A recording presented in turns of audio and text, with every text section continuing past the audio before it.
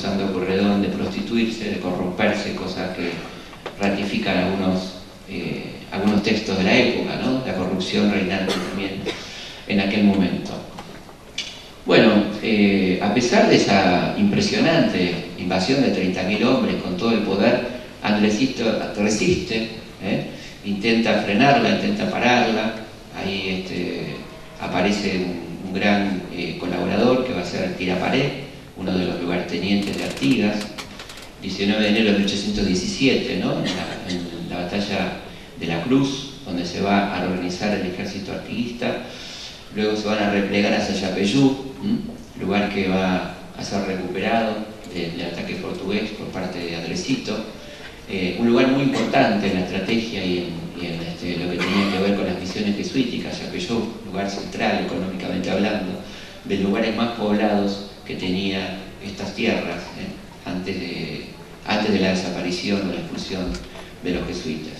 Y así se van recuperando, gracias a esta estrategia y, como decía antes, este carisma, esta capacidad de convocatoria extraordinaria que tenía este hombre tan particular y tan humano como era Andresito. Se van recuperando las diferentes ciudades, pero la masacre continúa en otros lugares, cabezada por Chaga Santos, este gran enemigo histórico de Andresito, que se jacta un poco de lo que estaban haciendo los portugueses, ¿no? Dice: destruidos y saqueados 7 pueblos de la margen occidental de Uruguay, y saqueados solamente los pueblos de Apóstoles, San José y San Carlos, quedando hostilizada y saqueada toda la campaña adyacente a los mismos pueblos por espacio de 50 leguas, no pudiendo yo continuar para perseguir y atacar a Artigas en su propio campamento como era mi deseo, por falta de caballos, el 13 del mismo mes volvimos a pasar el Uruguay y nos reunimos en este pueblo San Borja. De este territorio se saquearon y fueron traídas a esta banda más de 50 arrobas de plata, muchos y ricos ornamentos, muchas y buenas campanas, 3.000 caballos, tantas yeguas, aparte de 130.000 pesos. En suma, las hostilidades y daños que hemos hecho y continuaremos haciendo en este país, que va a quedar destruido, es sin duda el golpe más sensible para Artigas. Bueno, es interesante leyendo este comunicado, el comentario de Pueyrredón, que dice que este es el jefe de la fuerza de pacificación. Llama al invasor portugués el jefe de la fuerza de pacificación. Y habla del interés recíproco de ambos gobiernos, que demanda imperiosamente que Artigas sea perseguido hasta el caso de quitarle toda esperanza de obrar mal, o que, como lo inclina su carácter. Bueno, sigue esta ofensiva portuguesa. Increíblemente, cuando todo parecía perdido, Andresito logra reagruparse en la Cruz y lanzar una nueva ofensiva, y lanza finalmente el combate de Apóstoles, ¿no? Muy bien contado por Jorge Machón. Les voy a decir y a leer un poco los textos altamente recomendables de historiadores misioneros que hablan de Andresito, ¿no?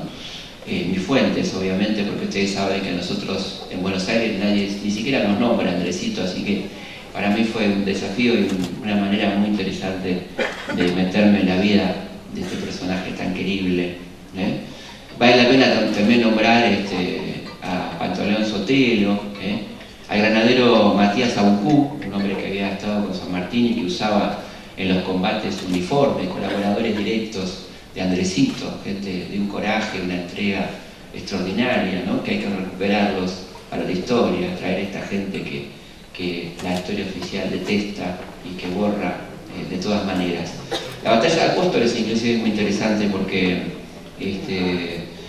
se sigue contando en algunos libros allí al pasar como que fue una batalla indecisa, cuando en realidad fue un triunfo, ¿no? Un triunfo de Andresito muy interesante, lo cual le va a permitir seguir adelante a pesar de las contingencias y la situación tremenda de esa invasión portuguesa realmente cruel, ¿no? Lo que hacen los portugueses es una política de tierra arrasada, o sea, como decía antes, por donde pasaba no quedaba nada, ni cultivo, ni ganado, se llevaban a la gente, que pasaban a ser esclavos, como venían haciendo desde la época de las misiones jesuíticas, los bandeirantes, ¿no? Mamelucos y bandeirantes. Se repetía esa situación de capturar y esclavizar a esta gente para llevarlos a trabajar para los latifundistas de los ingenios azucareros, cafetaleros del otro lado de la frontera en el Brasil.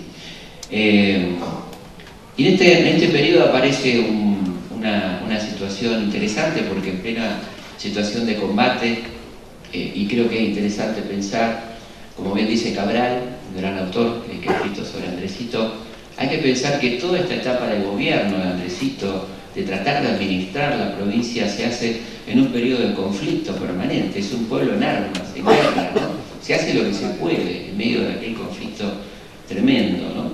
Le toca la misión encomendada por Artigas de ocupar la provincia de Corrientes, de reemplazar al gobernador y gobernar Corrientes, lo cual le traerá por parte de la historiografía correntina más elitista una cantidad de epítetos y una cantidad de calificativos.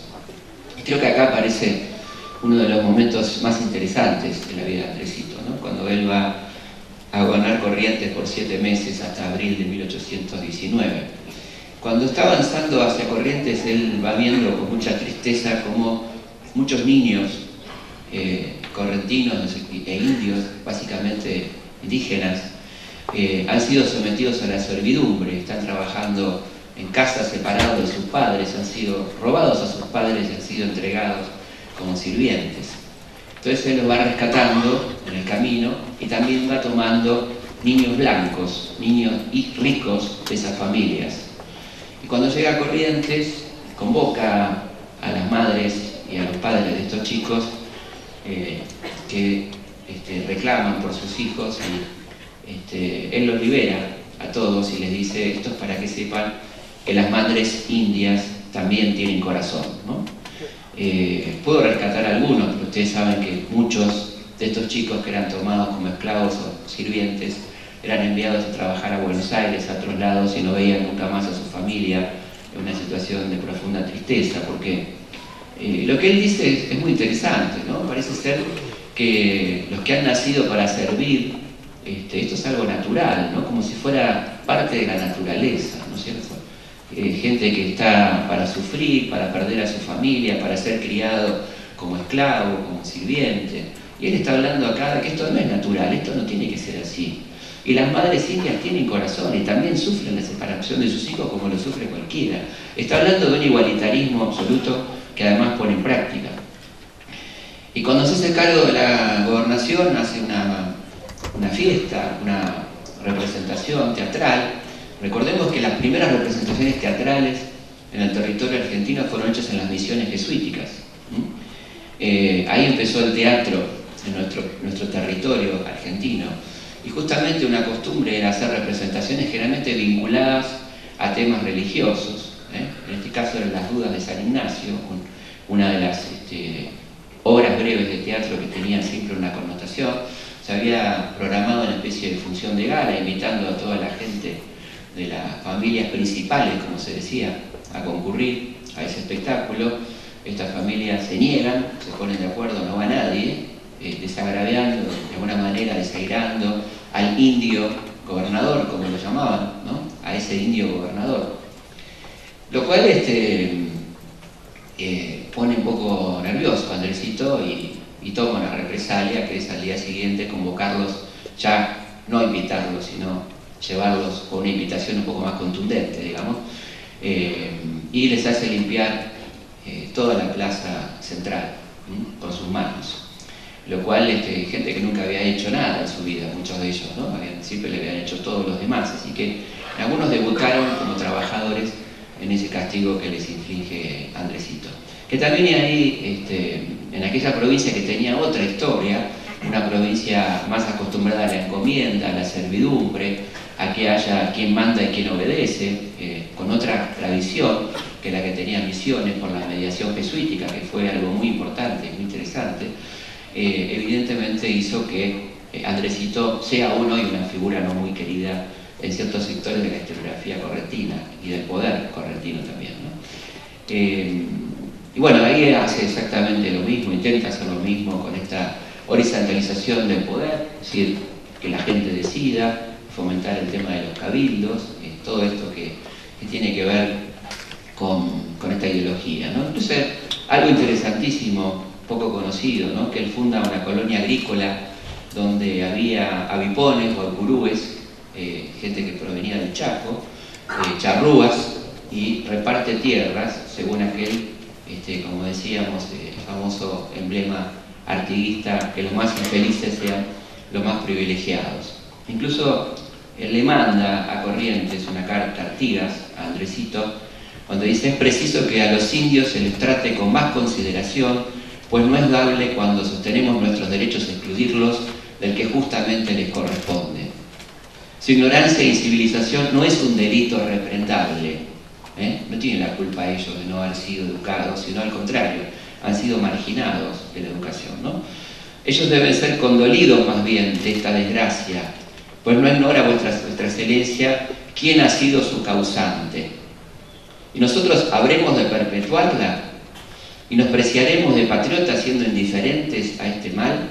Por lo mismo es preciso que los magistrados velen por atraerlos, persuadirlos y convencerlos, y con obras mejor que con palabras acredite su compasión y amor filial. Bueno, como sabemos, Andresito pasará de Corrientes a Misiones, contra todos los pronósticos, ya librando batallas prácticamente heroicas, haciéndose fuerte en San Nicolás, intentando resistir lo casi imposible. Ya su jefe venía siendo duramente golpeado por las fuerzas portuguesas, por las fuerzas porteñas. La hostilidad contra este movimiento era evidente. A pesar de eso, esta batalla de San Nicolás es muy interesante porque hace retroceder a Chagas Santos hasta Palmeiras. Por supuesto que los portugueses se van a ir rearmando y van a ir conformando un ejército realmente muy poderoso, con refuerzos que venían de Porto Alegre y de otras zonas. Y bueno, y evidentemente se produce el avance final, donde Andresito intenta cruzar el río Uruguay, pero es capturado por una patrulla portuguesa, donde aparece la barbarie, ¿no? Es decir, el odio que le tenían a este personaje rebelde, que los había tenido en jaque tanto tiempo con su genial estrategia militar, consistente en esta guerra de guerrillas, de no atacar frontalmente, sino de dividir por pequeños pelotones, con gente que sabía muy bien cuál era el terreno, por dónde transitar, ¿no? Todo su ejército indio. Y por supuesto se ensañan con Andresito y sus combatientes. Son llevados caminando hasta Puerto Alegre, desde esta zona hasta Puerto Alegre caminando. Se les pone una especie de cepo de cuero crudo que se va secando y eso se transforma en algo durísimo que los va acogotando, llevando pesadas cadenas, primero a la prisión de Porto Alegre, después serán trasladados a Río de Janeiro, a la isla das Cobras. Y ahí también aparece una cuestión interesante en torno a cuál es el final, ¿no?, de Andresito, si realmente muere en prisión o si es liberado y puede viajar a Montevideo, como se supone, a partir de esta gestión de Francisco Borja Magariño, que era un español que pretendía que en el Congreso de la Florida, reunido en el 21, haya alguien que plantee una tercera opción, ¿no? O la República Independiente, depender de las Provincias Unidas o depender de España. Entonces, teniendo gente tan representativa prisionera como tenían estos combatientes artiguistas, él pretende dar un indulto para que avalen esta posición española. Y algunos creen que en ese sentido Andresito pudo llegar a Montevideo en julio de 1821 y se pierde el rastro. Otros dicen, incluso Cabral aporta una documentación interesante de un papel, un billete, es decir, un papel que se escribía, manuscrito, que habla de que en realidad al poco de ser liberado a raíz de este indulto, Andresito tiene una disputa callejera con unos marinos ingleses y vuelve a ser capturado y va a morir en prisión, ¿no? Esta es la otra versión sobre el final de este personaje tan fantástico, tan impresionante que hemos visto.